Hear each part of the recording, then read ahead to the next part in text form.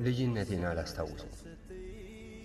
አንዳንድ ሰዎች ልጅነታቸውን ሲያስታውሱ የጨዋታ ሜዳ፣ የጓደኞች ሳቅና የደስታ ቀናቸው ባይናቸው ፊት ይመጣል። እኔ ግን ልጅነቴን ሳስታውስ የሚመጣው የእናቴ እንባ፣ የአባቴ ድካምና የቤታችን ጭንቀት ነው። ገና ልጅ ሳለሁ የልጅነትን ትርጉም ሳላቅ የሕይወትን ከባድ ገጽ ማንበብ ጀመርኩ። መጮቻ ሊገዛልኝ የሚገባው ዕድሜ የቤተሰብን ችግር የሚቆጥርበት ሆነ። የልጅነት ሕልሜን በድህነት ነፋስ ተነጥቄ ያጣሁት።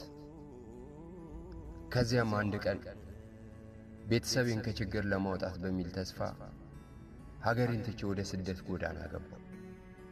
የማላውቀውን ምድር ረገጥኩ። የማላውቀውን ቋንቋ ሰማሁ።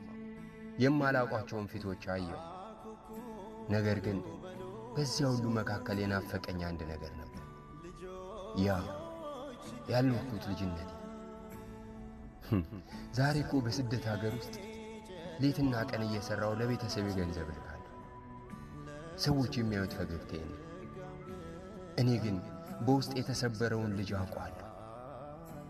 አንዳንድ ጊዜ ልጆች በጎዳና ሲሮጡና ሲስቁ ሳይ ዓይኖቼ በእንባ ይሞላሉ።